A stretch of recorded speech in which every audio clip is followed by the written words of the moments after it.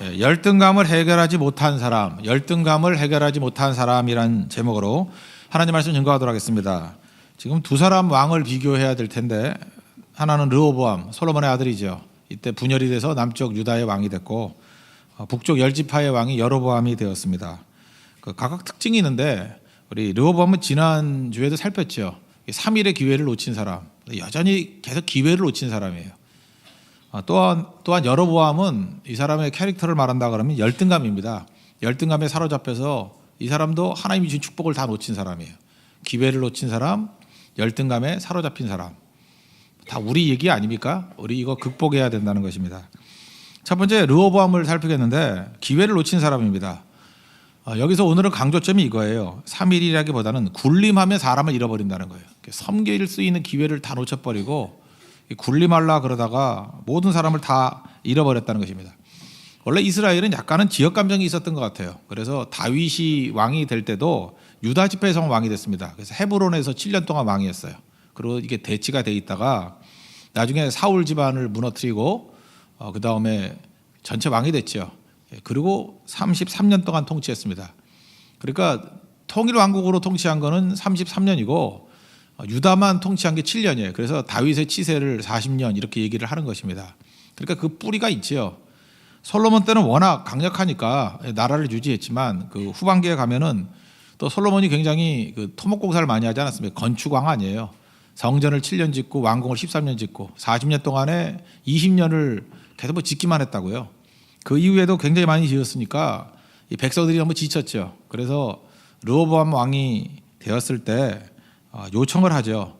세금과 노역을 좀 감해 달라. 근데 이거 자세히 읽어보면요, 단순하게 세금과 노역을 감해 달라 그것만 요구하는 것 같지는 않아요. 인간이기 때문에 우리를 좀 인간 대접해 달라. 정체성의 문제인 것 같습니다. 여기 히브리 단어들을 보면은 우리의 무거운 멍에를 가볍게 해달라 그럴 때 그 멍에라는 뜻이요, 애굽의 노예일 때 쓰던 표현이에요. 우리가 지금 자유민이 되지 않았습니까? 근데 다시 노예같이 대우받는 것이 너무 힘듭니다. 그러니까 백성답게 대우해 주십시오. 이렇게 해석하는 것도 틀리지 않다고 생각을 합니다. 또 다른 말로 하면 뭐예요? 인간답게 살게 해 주십시오. 그러니까 10개 지파가 르호보암에게 처음부터 반역하려는 생각이 있었던 게 아닙니다. 처음엔 요청이었어요. 그죠? 우리를 인간답게 대우해 주십시오. 그 다음에 하나님의 백성답게 대우해 주십시오. 우리는 노예가 아니잖아요. 뭐 이런 거죠. 뭐 지금식으로 하면 자기 권리에 대한 것들을 좀 해달라고 완곡하게 부탁하는 이야기였습니다. 근데 어떤 일이 벌어지죠? 3일 동안 기회를 달라. 그리고 조언을 듣죠. 양적 조언을 듣죠. 원로들의 이야기 들었으면 되는데 들어주라고, 그리고 겸손하게 나아가라고. 그런데 젊은이들의 얘기 들었죠. 어느 나라 대통령하고 비슷하죠. 이상한 사람 얘기 들어가지고 그죠? 이렇게 힘들어지게 되더라는 거예요. 그래서 중요한 게 주변에 어떤 사람이 있는가, 지도자는 어떤 사람이 이야기를 듣는가가 되게 중요한 거예요. 다윗이 위대했던 것은 선지자들의 이야기를 들었잖아요. 근데 르호보암은 기껏해야 원로들의 얘기도 안 듣고, 선지자 얘기는 둘째치고 원로들의 얘기도 안 듣고 자기 주변에 있는 사람, 친구들 얘기 듣다가 무너졌다라는 거예요. 그죠? 하나님께서 왜 이 성경 본문을 요 타임하고 딱 맞는지 모르겠어요. 우리도 스스로에게 물어봐야 될 문제라고 생각을 합니다. 그러니까 이제 문제가 생긴 거죠. 그러니까 듣기는 들어도 민심을 듣는 게 아니에요. 어떤 상식을 듣는 게 아니에요. 하나님의 음성은 둘째치고 민심도 못 들어요. 그러니까 무너지는 거죠. 그 앞부분에 13절 14절 보니까 포악한 말로 이야기했다. 이거 무슨 얘기입니까? 짓누르는 말로. 그다음에 노인의 자문을 버리고 14절 보니까 어린 사람들의 자문을 따라서 뭐라 그랬어요? 너희들의 그 멍에를 더 무겁게 한다고. 우리 좀 인간답게 대우해 주세요. 그랬더니 무슨 놈의 인간이야? 멍에를 더 무겁게. 아버지는 채찍으로 때렸지만 나는 그 끝에 쇠를 붙여가지고 때리는 걸 전갈 채찍이라 그래. 옛날에 전갈이라 그랬죠. 때리면 살점이 묻어나오는 거예요. 무서운 얘기죠. 예수님이 전갈 채찍에 맞아가지고 십자가에 달리셨잖아요. 그 얘기를 하는 겁니다. 이 르호보암의 상태는 어떤 상태예요? 감정적으로 대처한 거예요. 니네들이 나를 왕이라고, 새로운 왕이라고 무시해? 한번 맛 좀 봐라. 뭐 이런 거죠. 감정적으로 대처하고. 그리고 권위적이에요. 권위는 하나님께서 주시는 건데, 그죠? 감히 내게 도전하다니 뭐 이런 거고. 그다음에 경쟁적으로 백성을 사랑해야 되는데 백성을 뭐 대적이나 경쟁자로 생각하는 거예요. 아주 미숙한 거죠. 그죠? 나이가 41살이 됐는데 이게 문제가 되는 사람이었다는 것입니다. 그러니까 군림하면 사람 다 잃어버려요. 예수님의 모습을 보십시오. 예수님은 위대한 리더 아닙니까? 하나님의 아들 아니십니까? 뭐 더 말할 것도 없죠. 모든 걸 다 갖춘 선생이요 주님이요 하나님 아니십니까? 근데 제자들이 서로 누가 높은가 그럴 때 꾸짖지 아니하시고 그 대야에다가 물 떠다가 발을 씻기셨잖아요. 내가 너희에게 이렇게 시킨 것 같이 너희도 서로 섬기라고. 여러분도 마찬가지입니다. 진정한 리더는 이때가 섬겨야 될, 겸손해야 될 기회거든요. 근데 르호보암이 이걸 놓쳤어요. 여러분 위기 순간이 오면은 무조건입니다. 겸손해지십시오. 위기가 온다는 건 뭐냐 하면 뭐 억울하다, 뭐 이게 아닌데 이런 소리 하지 말고 고난이 오거나 위기가 오는 건 100%예요. 하나님께서 우리에게 낮아지란 뜻이에요. 자세를 낮추면은 보이기 시작하고 자세를 낮추면은 그때부터 일어날 힘이 생깁니다. 하나님이 은혜를 주셔요. 무조건이에요, 무조건. 뭐 이유가 내게서부터 왔던 외부로 왔던 억울하던 뭐 억지로 당한 거든 여러분 자기는 그렇게 느끼거든요. 무조건 고난이 오면 낮추는 거예요. 낮추는 거. 그게 꼭 필요하다는 것입니다. 겸손해지십시오. 그런데 르호보암이 행했던 건 뭐예요? 이 분위기 파악을 못하는 거예요. 18절을 보니까 역군의 감독관, 이게 막 억지로 노역시켰던 감독관 아도람을 보냈어요. 이 보내도 잘못 보낸 거죠. 이런 사람 보내면 안 되죠. 지금 분위기 파악을 못한 거예요. 그래서 맞아 죽었어요. 그러고 난 다음에 또 모여가지고 전쟁을 모의하네요. 그죠? 전쟁하자. 그냥 무력으로 쓸어버릴 거야. 하나님께서 참다 못해 가지고 선지자 보내죠. 선지자 보내가지고 야 이거 내가 보낸 거다. 그죠? 내가 보낸 거니까 내가 전쟁 원하지 않고 전쟁 멈춰라. 그때 가서 그 말 듣고 멈췄죠. 그러면 이때 이 르호보암이 해야 될 일이 무엇입니까? 하나님 앞에 엎드려 기도해야죠. 히스기야 같은 기도가 있었다 그러면 다시 일어날 수 있었다고 생각을 합니다. 근데 그는 마지막에 기도도 없어요. 제가 지난 수요일에 그런 말씀을 드렸죠. 우리 그리스도인들은 쉽게 망하기도 힘든 존재라고. 이 망하려고 그러면 두 가지 조건이 있어야 되는데 극심한 고난이 있어야 되고 두 번째 절대로 기도 안 하기가 있어야 돼요. 기도하면 안 돼요. 막 기도가 나오면 입을 틀어 막아야 되고 혹시 한다 그러면 막 딴 데 노래 불러야 되고 그죠? 이게 재갈을 몰려야 되고 절대로 기도해서는 안 돼요. 근데 그러기가 어렵거든요. 쉽게 할 수 있는 게 기회라 그랬잖아요. 고난이 오면 누구나가 기도가 나와요. 그래서 기도하면 하나님께서 도와주시고 다시 일어서기 때문에 망하기가 힘들어요. 그런데 이 르호보암은 이런 희박한 확률 속에 들어간 사람이죠. 어려움이 왔는데 죽어도 기도 안 해요. 선지자를 보냈는데도 기도를 안 해요. 그래서 망한 거예요. 오늘도 여러분들 상황이 문제가 아니라 하나님께 나가서 구하면 이렇게 세워주십니다. 여러분 믿습니까? 그걸 통해서 일어서는 거예요. 르호보암은 이 위기 중에 기회를 놓친 거예요. 낮아질 기회를 놓쳤고 기도할 기회를 놓쳤어요. 그러니까 우리도 마찬가지입니다. 어떤 어려움과 난관이 있다 할지라도 그냥 낮아지면 해결이 되고 기도하면 해결됩니다. 오늘도 이 밤이 하나님 앞에서 한없이 낮아지는 시간 되기를 원합니다. 그럼 일어나요. 그리고 하나님 앞에 부르짖는 시간 되기를 원합니다. 그럼 일어서게 된다는 거예요. 그런 것으로 승리하는 하나님의 종 되기를 바랍니다. 두 번째는 이 사람을 좀 중심으로 살펴봤으면 좋겠는데 여로보암입니다. 여로보암은 열등감 때문에 무너진 사람이에요. 그러니까 열등감 해결하지 못한 왕 여로보암. 이 사람은 그 능력도 있고 열심도 있고 꽤 괜찮은 사람이었어요. 그 열왕기상 11장에 보면요, 그는 그 능력이 있었어요. 그래서 28절 같은데 보니까 큰 용사다 그랬어요. 싸움 되게 잘하는가 봐. 그죠? 11장 28절 용사다.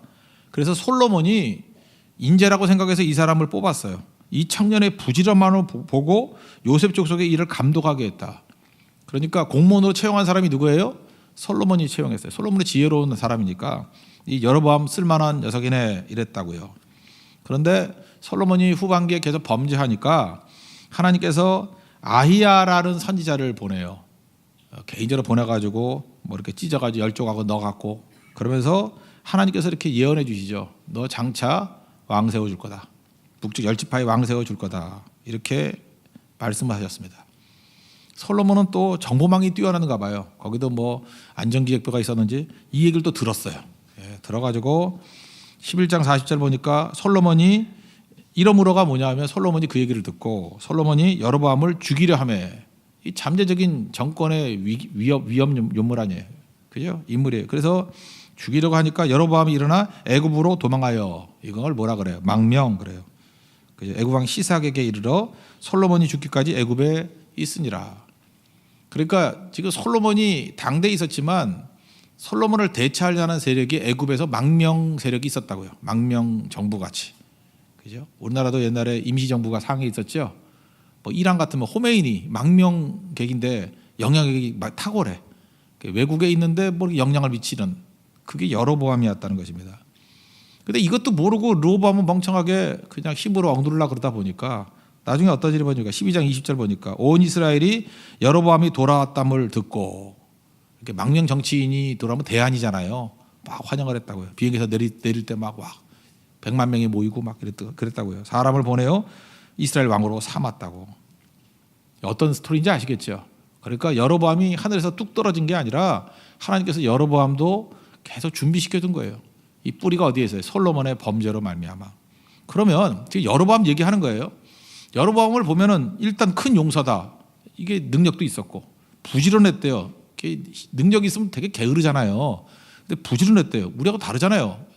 일찍 깨고 새벽기도 나오고 그러는가 봐. 부지런했대요. 그죠? 뭐 철야하면 새벽 안 하고 그러잖아요. 다 했대요. 새벽도 하고 철야도 하고. 이렇게 부지런했대요. 능력도 있고. 거기다가 하나님의 신탁도 받았잖아요. 그죠? 하나님 약속도 받았잖아요. 그리고 순종하면 내가 다윗과 같이 너에게 함께 해준다. 약속도 주셨어요. 부족한 게 뭐가 있어요? 다 받았잖아요. 능력도 있고. 그 다음에 애굽에 가서 망명 정부로서 또 뭐 이렇게 훈련도 받았고, 또 애굽 왕 시삭이 도와도 줬고, 올 때 환영받고. 부족함이 뭐가 있냐고요. 이 정도면 왕 되기에 모든 조건을 다 갖춘 거지. 오히려 르호보암이 힘든 상황이죠. 그런데 이 모든 것을 주신 게 하나님인데 하나님한테 신뢰가 없었다. 믿음이 없었다고. 그래서 여로보암을 표현할 수 있는 이 핵심 구절이 26절이에요. 그의 마음에 스스로 이르기를 나라가 이제 다윗의 집으로 돌아가리로다. 이게 열등감이에요. 열등감인데 이게 영적인 열등감이에요. 다윗의 집으로 돌아갈 것이다. 그 이유가 뭐냐 하면 그 성전이 어디에 있어요? 예루살렘에 남쪽에 있다고. 그러니까 남쪽에 갈 거다. 그리고 자기도 모르게 정통성이 다윗의 집에 있다는 걸 알아. 그러니까 다윗으로 갈 거다. 하나님이 그렇게 약속해 줬는데 너 순종하면 네 나라가 든든해질 거다. 그런데 그게 안 되는 거예요. 우리 가운데 그래. 하나님께서 기회도 주시고 능력도 다 줘요. 근데 어떤 사람이 학력에 열등감이 있는 사람은요. 학력에 열등감이 있는 사람 그냥 계속 해야 되거든요. 잘 나가는 거 두고 유학 갔다 교회 망친 사람 많이 봤어요. 요즘엔 별로 없는데 옛날에 그랬어요. 교회 담임 목사를 해가지고 괜히 부흥했는데 학력에 열등감이 있는 거야. 그래서 교회에 놔두고 뭐 미국에 3년인가 뭐 박사학위 받으러 갔다가 돌아오니까 교회는 뭐 진짜 뭐 박살이 나 있고. 그거 안타까워. 요즘에는 없는데 옛날에 많았어요. 우리 그 아버님 세대 때는 그게 학력 컴플렉스예요. 이 컴플렉스가 참 무서운 거예요. 열등감이 무서운 거예요. 열등감을 극복을 못하는 거예요. 열등감은 어떻게 해야 되죠? 주님 앞에 나가서 하나님이 붙들어 주신다 그러면 지혜 없고 능력 없고 약한 자라 할지라도 주님께서 강한 자 만들어 주신다. 그걸 붙들고 나가야 되는데 우리 가운데 열등감 없는 사람이 어디 있어요? 열등감 비교니까 다 열등감이 있죠. 그래서 열등감 있는 사람이 이렇게 중요한 위치에 올라가거나 지도자가 되놓으면 그 열등감이 악으로 작용을 해요. 뭐 상처 입었다 그러면 그 상처가 또 악으로 작용하고 외로움 뭐 이런 게 악으로 작용하고 뭐 또 뭐죠? 뭐 사회성 결여 이런 게 악으로 작용하고 자꾸 누구 얘기하는 것 같네. 하여튼 그런 거 그죠? 그런 게 우리 가운데 다 있다니까요. 뭐 남 얘기하지 말라고 우리도 다 있어요. 그런 게 이거를 주님 앞에 나가서 주님 붙들고 해결해야 되는데 그런 게 없는 거예요. 그러니까 여로보암의 마음 가운데는 왕이 됐는데 불안한 거예요. 왕이 됐는데 두려운 거예요. 그럼 하나님께 나가서 신뢰하면 되는 건데 그걸 못하는 거예요. 하나님의 압도적인 축복, 하나님의 압도적인 은혜가 있어야 되는데 은혜를 받으면 특징이 뭐라 그랬어요? 하나님의 은혜 안에 거한 거. 제가 고린도 디모데 전서 얘기를 했죠. 은혜 안에 강하라고. 은혜 안에 강하다는 게 디모데후서 2장 1절에 나오는 은혜 안에서 강하고. 이게 무슨 뜻이에요? 은혜 받으면 강하게 된다 그런 뜻이죠. 그 은혜 받아서 강하게 된 사람의 특징이 뭐예요? 부럽지 않아요. 아무도 부럽지 않아요. 아무도 부럽지 않아야 돼요. 그리고 아무도 두렵지 않아야 돼요. 그게 은혜 받은 사람의 상태예요. 여러분이 누군가가 부럽지요? 그럼 만족 못한 거 아니에요. 은혜 안에 충만하게 가면 어떤 것도 부럽지 않아. 오늘 철학에도 나오신 분들은 은혜 안에 가겠습니다. 이게 부러워요? 저 밖에서 클럽에서 노는 애들 부러워요? 그럼 은혜 받은 게 아니에요. 아무것도 부러운 게 아니에요. 그죠? 뭐 돈이 암만 많더라도 하나님 은혜 가운데 있으면 돈 같은 게 부럽지 않아요.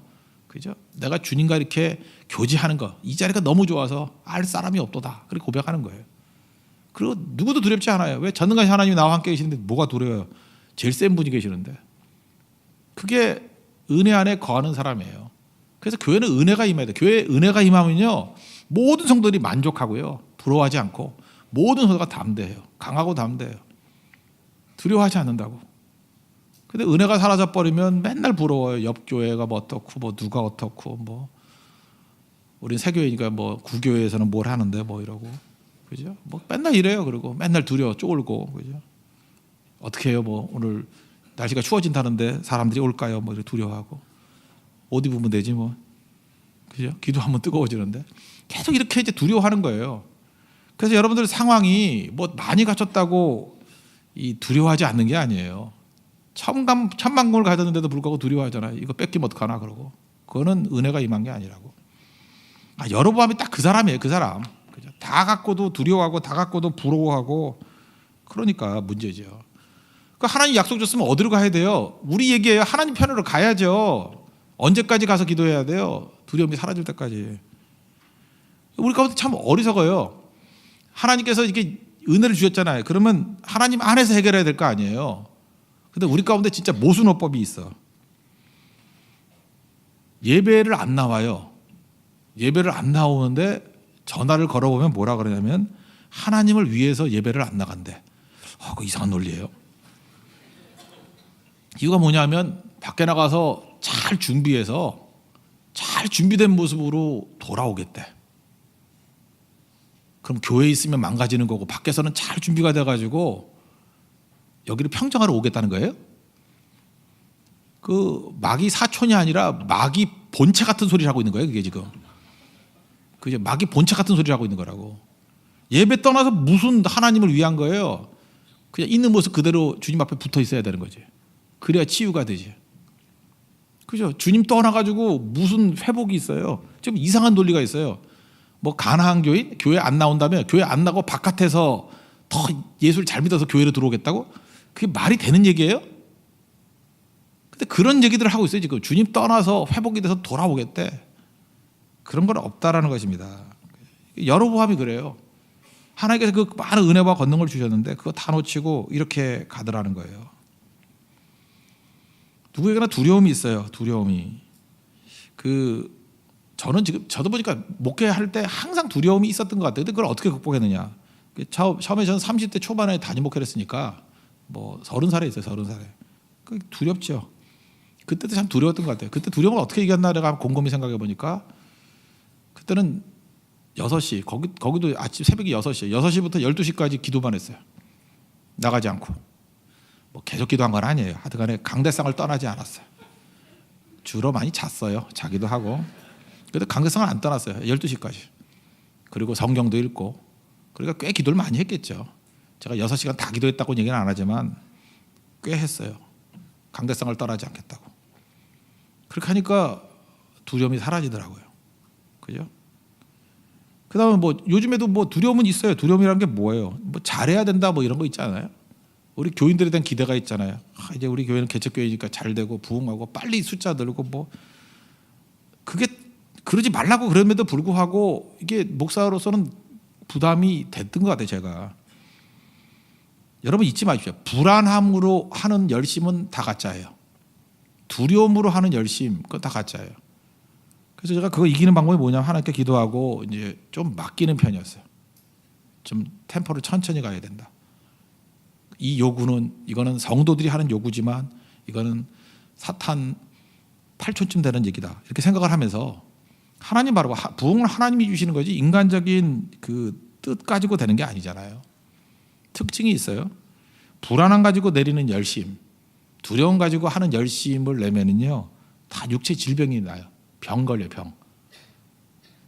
여러분 가운데도 그냥 이렇게 전염병이나 뭐 이래가지고 병 걸리는 경우도 있지만 어찌 보면 이렇게 욕심 부리다가 병 걸리는 사람이 있어요. 지나치게. 이유가 뭐냐면 그냥 하나님의 뜻도 아닌데 열심히 돈 벌려고 하다가 돈 벌어서 병든 사람도 있어요. 그죠? 어떤 사람은 하나님의 뜻도 아닌데 괜히 그 뭐 어떤 남자나 여자 쫓아다니다가 아닌데 지 혼자 착각에 빠져가지고 그래서 병들고 이렇게 가는 경우가 많아요. 본인 빼놓고 다 하는데 저거 아닌데 저 미신이신데 그걸 본인만 몰라. 그죠? 그런 것들 되게 많아요. 또 뭐가 있나? 뭐 공부도 마찬가지죠. 그 뭐 고시 공부 이런 거 제가 볼 때 안 될 것 같은데 안 될 것 같은데 자기는 하나님의 뜻이래. 근데 결국 안 되더라고요. 그러니까 하나님의 뜻 아닌 거죠. 그런 거 그러다가 병들고 목사 부르고 신방 가야 되고 바쁘고 참 이게 힘들어지는 거죠. 그냥. 여로보암이 이랬다고요. 여로보암이. 그래서 했던 일이 뭐 우리 신학에서 많이 가는 거예요. 세 가지 잘못된 일을 했어요. 그 예루살렘 말고 베델과 단에서 특별히 단은 북쪽이에요. 단부터 부엘세바 그러잖아요. 맨 북쪽에 단을 쌓았어요. 예루살렘 가지면 거기서 하라고.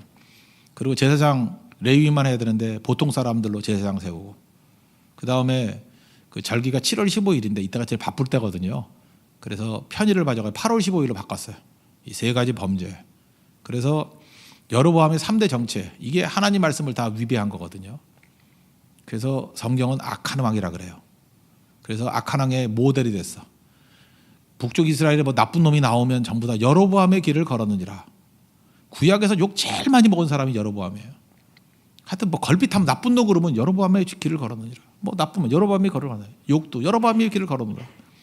시작에서 제일 욕 많이 먹는 사람 빌라도 사도신경 외울 때마다 본디오 빌라드 또 성까지 붙여 본디오 빌라드에게 고난을 받아서 그 내가 볼 때 한 수백억 정도 듣지 않았겠어요.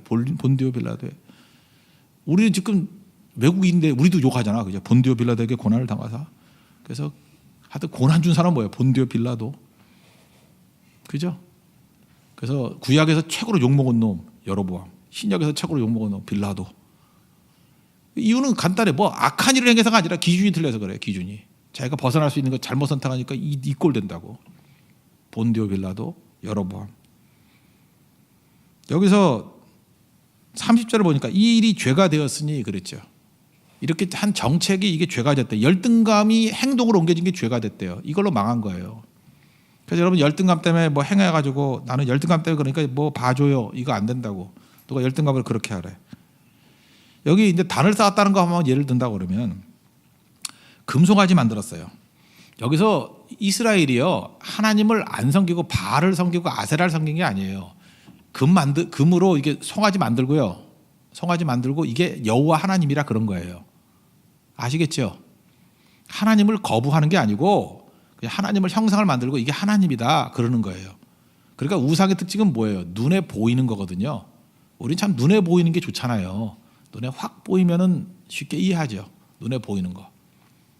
눈에 보이는 거. 그러면 눈에 보이는 우상을 왜 만들까요? 이 눈에 보이는 우상을 만드는 심리에는요. 이분법이에요. 우상이 눈에 보여요. 그러면 눈에 보이는 하나님이 있을 때는 잘 섬기는 거예요.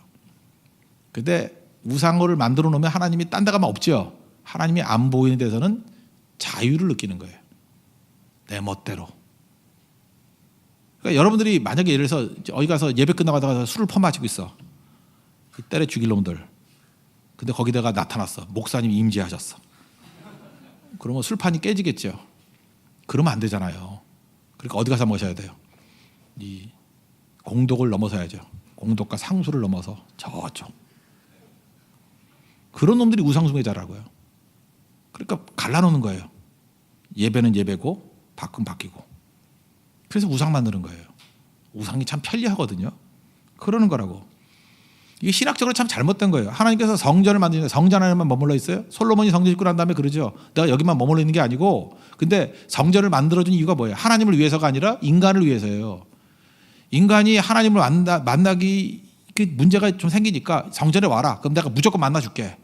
하나님께서 스스로를 제한하신 거예요. 성전에만 계신 게 아니에요. 근데 성전에 하나님께서 스스로를 제한하셔서 하여튼 성전에 와서 부르지면 내가 무조건 만나줄게. 그거예요. 무조건 만나줄게. 성전은 하나님을 위한 거 아니에요. 인간을 위한 거예요. 이 신학을 여로보암이 알았다 그러면 남쪽에 있는 예루살렘에 갈 필요가 있어요 없어요? 안 가도 하나님 약속하셨잖아요. 어디나 계시기 때문에 되는 거거든요. 그런데 여로보암은 그걸 못 받아들인 거예요. 그러니까 니네가 그거 있으냐? 나 그럼 가짜라도 만들겠다. 단에다가 세우는 거예요. 우리가 잠깐 눈에 보이는 걸 하려고 그래. 눈에 보이는 거를. 눈에 보이는 것만 내 거고 나머지는 불안하기 때문에. 여러분 건물도 마찬가지예요.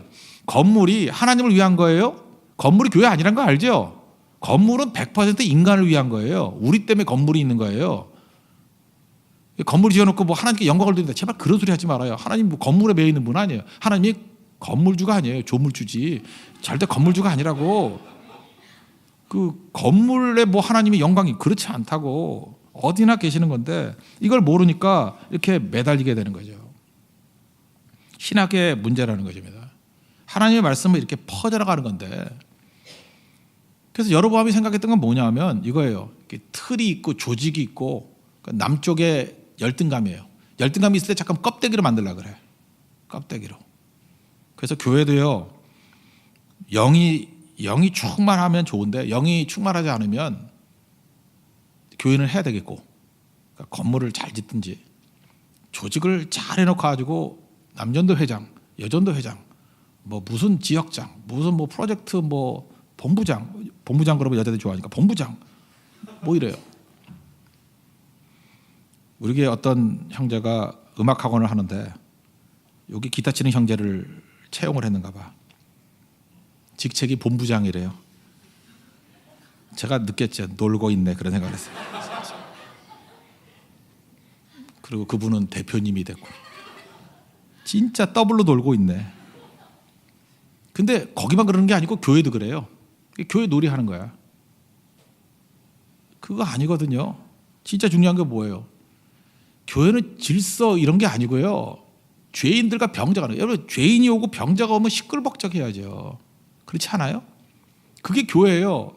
시끌벅적한데 하나님이 영이 임하셔가지고 그들을 회복시키는 거예요. 치유하는 거예요. 회개 운동이 벌어지고 고치는 거예요. 그게 교회라고. 근데 그 능력이 사라지니까 교회가 질서 정연해야죠. 조용해야죠. 출애굽기 19장 스토리 아시죠? 나의 소유다. 축복. 그 다음 어디로 가야 돼? 사명으로 가야 되죠. 세상 나라다. 그 다음에 먼저 믿은 자 나중 믿은 자가 함께 드리는 예배. 그게 거룩한 백성. 이 도시가 아니에요. 이렇게 쭉 가야 되는데 여로보암은 가짜니까 하나님 없이 남쪽 유다 같은 영적인 영광을 누리려고 그러니까 가짜를 만들어야죠. 그래서 틀을 만들고 가짜를 만들면 어떻게 되냐면 능숙하게 돼요. 눈에 보이니까. 우상 숭배는 능숙할 수 있어요. 보이잖아. 예를 들어서 우상 하나 만들어 놓고 난 다음에 섬기는 게 뭔지 아냐? 아침마다 물 떠다 놓고 100번씩 절하는 거야. 되게 쉽죠. 어떤 종교같이. 되게 쉬워요. 1000번씩 절하면 돼. 되게 쉽죠. 그건 여러 번 하면 쉬워요. 뭐 묵주 돌리면서 외우는 거야. 되게 쉽죠. 그거 못할 사람 누가 있어? 뭐 닦아주는 거야. 되게 쉽죠. 그래서 유진 피터슨이 요 부분을 번역하면서 능숙하게 제사를 드렸다 이렇게 표현해요. 여로보암이 이 모든 시스템을 만들고 능숙하게 with flair라는 단어를 써요. 플레어. 능숙하게. 이거 미치는 거예요 진짜. 예배가 능숙해지는 거예요. 왜요? 눈에 보이는 건 능숙할 수 있거든.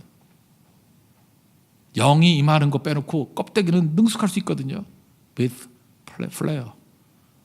진짜 미치겠어요. 이렇게 나간다고요.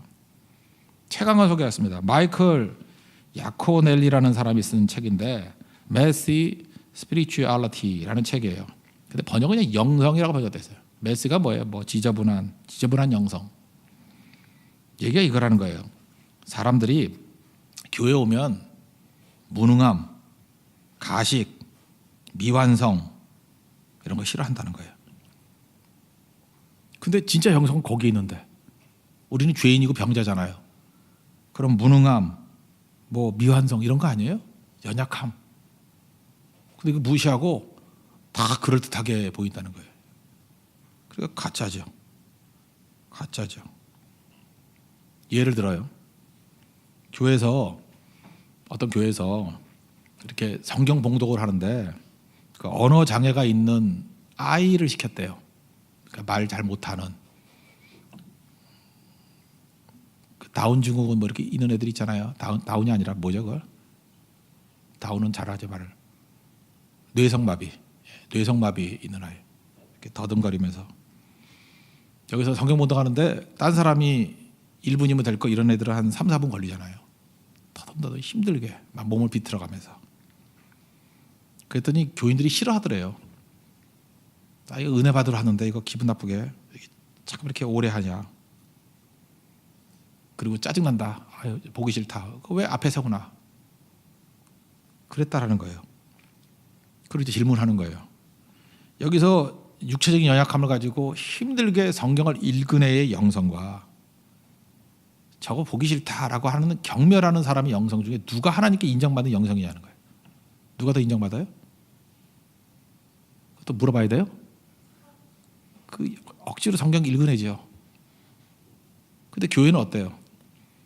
전부 다 이게 잘하는 것만 모으는 거예요. 잘하는 것만. 노래도 마찬가지예요. 노래 진짜 전공해서 되게 잘해. 되게 잘하는데 죄악투성이고 맨날 술이나 퍼마시고 나가서 못된 짓은 다 하고 그런 사람이 와서 노래를 잘해. 반면에 박자는 맨날 틀리고 우리 교회 얘기예요. 듣기도 불안하고. 그럼 여러분 갑자기 그런 생각이 들 거 아니야. 좀 편안하게 노래하는 사람을 좀 시켰으면 좋겠어요. 저도 그래. 저도 힘들어요.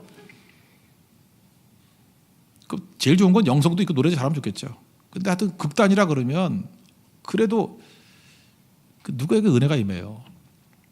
자기 약한 달란트를 가지고도 충성하는 사람 아니겠어요?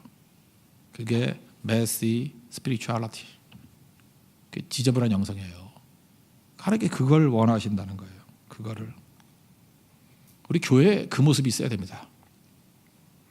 우린 지금 세련된 질서. 그래서 너무 능숙하게 하려고 그래요. 그게 여로보암의 길이에요. 어떤 어린아이가 있는데 엄마한테 강아지 사달라고 했대. 강아지 사줘. 강아지 사줘. 근데 엄마가 가가지고 이제 강아지 가게에 간 거예요. 그랬더니 이렇게 박스 안에 4마리가 있더라는 거예요. 근데 3마리는 귀여운데 구석에 한 마리가 처박혀 있어요. 잘 걷지 못하는 강아지예요. 이 다리가 다쳐가지고 뭐 선천적으로 장애인지. 근데 이 아이가 그 강아지를 사고 싶대요. 다리 잘 못 서는 걷지 못하는 강아지. 그때 파는 아저씨도 안 됐으니까 이게 건강한 이런 애를 골라야 돼. 얘 들어가면 잘 못 걸어. 병든 애야.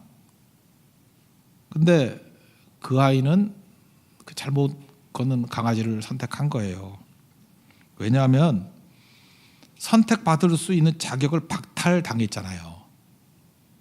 선택받을 자격을 박탈당한 강아지의 결함을 품을 수 있는 거, 그게 영성이에요. 그게 교회죠. 근데 여러분 보면 이게 없어요. 가짜니까. 여러분 가짜일수록 특징이 뭐냐 하면 외형을 따집니다. 겉으로 있는 것들. 여러분 결혼들 요즘에 가짜 많이 하잖아요. 맨날 좋은 차에 뭐 스펙 좋고 뭐 좋고. 근데 왜 결혼이 왜 그 모양이야? 뭐 이렇게 맨날 결혼하고 난 다음에 이렇게 얼마 되지도 않은데 잠깐만 이혼한다 그래? 그래서 내가 이제 결혼 주례할 때마다 그거 서약을 맺으라 그래요. 니네가 이혼한다 그러면 이혼식도 해야 된다. 만약 안 할 때 벌금 1억 이래 하나 각서 받아놓으려고. 이혼식도 해야 된다. 그러면 안 하겠죠? 공증까지 받아놔야지. 우리 지금 이러고 있어요. 가짜니까 껍데기만 따지는 거야. 그러니까 진짜를 만나지 못하는 거죠. 그죠? 우리 교회 그러는 얘기 아니면 교회는요 좀 시끌벅적하고 그래야 돼요. 이렇게 조용하다는 얘기는 지금 다 믿는 사람들만 와서 그래. 그 좀 믿지 않는 애들 오면 이렇게 자세가 좋을 수가 없어요. 그래서 막 삐딱도 해야 되고 막 중간에 막 나가기도 하고 괴로워서. 상태 안 좋은 애들은 중간에 나가거든. 그 화장실도 가야 되고. 걔네들 이상하게 방광에 마귀가 역사하는가 봐. 꼭 그때 나가. 예배 중에 나가. 그죠? 이게 방광도사가 임했는지. 그럼 그거 너무 신경 써도 그냥 가는 거예요. 우리는 messy spirituality. 더러운 영성이 다 있기 때문에. 지저분한 영성이 있기 때문에. 그 사람은 예배 드리면은 애가 울면 안 된대. 물론 애가 울면 안 울면 죽는 거예요. 애들은. 저 이렇게 생각해요. 엄마들이 아기를 데리고 나왔는데 뭐 계속 울고 있는 애를 이렇게 안고 있어 예배 방해하는 건 그건 옳은 건 아니라고 생각하지만 그 아기 엄마들이 맨날 저 방에 처박혀서 거기서만 예배 드리고 싶겠어요? 엄마들이 영성이 떨어져요. 예배를 제대로 못 들어서. 애가 자고 있을 때 탁 안고 나와서 예배를 드리는데 애가 갑자기 우는 거야. 그 예배가 방해가 된다 그러면 그게 나쁜 거예요. 그때 우리 이렇게 느껴야죠. 야, 얼마나 예배를 드리고 싶었으면은 저렇게 나와가지고 드리다가 너무 놀라가지고 또 화들짝 갖고 나갈 때 그 모습을 하나님이 뭐라 그럴까요? 기뻐하실까요? 나는 기뻐한다고 봐요. 그렇지 않아요? 주님께 나오는 것들, 그런 것들을 품어줄 줄 알아야죠. 어떤 사람이 술 막 취해 있어. 취해 있는데 예배 나온 거야. 그러면 당장 그러죠. 너 술 마시고 교회냐? 이건 바리새 양이거나 바리새 군일 가능성이 크고, 그 내용을 한번 봐야죠. 얘가 이렇게 술 퍼마시고도 교회 오는 거 보면 자기도 얼마나 괴로웠을까. 또 내가 무너지고 깨졌구나. 그죠? 그럼에도 불구하고 사람 의식하면 못 나와요. 근데 하나님 나를 불쌍히 여겨주세요. 난 주님밖에 없어요. 미칠 것 같아. 죽을 것 같아요. 그래서 나와왔으면은 주변에 있는 사람들이 침묵하고 좀 보호해줘야죠. 보호해주고 중보기도 해줘야지. 그러지 않아요? 그 사람의 안타까움을 인정해줘야지. 저렇게 몸부림치는구나. 하나님 저 사람을 좀 불쌍히 건져주세요. 그게 영성 아니에요? 우리 지금 전부 다 여러 번 닮아가요. 가짜니까 시스템 잘 만든 거야. 시스템이 착착 맞고 그냥 안 내면 탁 있고 뭐 흐트러짐도 하나도 없고 모든 게 질서가 있고 그걸 영성이라고 생각을 한다고. 그거 아니라고요. 저는 우리 교회 가운데 그런 사람이 있었으면 좋겠어요. 뭐 맨날 어디 선교 가면은 좋은 사람만 데려가려고 그러지 말고 좀 다리 불편한 강아지 고르는 심정으로. 그게 영성 아니에요? 아이도 이런데 예수 믿는 사람인데 우리도 좀 이런 게 있어야죠. 이게 진짜 능력 있는 교회 아니에요? 장애인은 아니지만 나는 꿈이 그거예요. 이렇게 흰머리 휘날리는 할머니가 드럼을 쳤으면 좋겠어. 지금도 할머니에 가까이 가시는 분이지만 더 할머니. 정말의 드럼, 기타, 정말 그 팔을 좀 못 쓰는 분, 뭐 이런 분, 그죠? 그러면 어때? 그죠? 율동 날씬한 사람 하는 거 아니잖아요. 왜 이렇게 웃기지? 이게 세교예요. 아시겠죠? 오늘 메시지야. 율동하는 게 이 메시지라고. 곧 빠질 거예요. 그러나 그런 거 깨야 돼요. 깨고 우리 다 영혼이야. 영혼. 우리 있는 것을 가지고 주님 앞에 나아가는 모습들. 한마들에게서 주님께서는 의사로 오셨는데 주님께서는 구세주로 오셨는데 건강한 자에게는 의원이 있을 때였고 병든 자에게야 의사가 필요하다. 내가 의인 부르러 오지 않았다. 죄인 부르러 왔다. 메시 스피리추얼리티. 이게 교회예요. 여러 번 같이 개폼 잡지 말고 주님 앞에 연약한 모습 그대로 나아가서 승리할 수 있는 믿음의 종 되길 바랍니다. 오늘 이 말씀 듣고 기도합시다. 기도할 때 겸손해가지고 엎드려야 돼요. 기도해야 돼요. 그리고 똥폼 다 버리고 하나님 약한 자에게 임하시 하나님의 능력을 구합니다. 붙들어 주세요. 그럼 일어날 수 있습니다. 그런 승리가 있는 하나님의 종 되기를 바랍니다. 주여 우린 연약합니다. 우리 찬양합시다. 다 같이 일어서서 찬양합시다.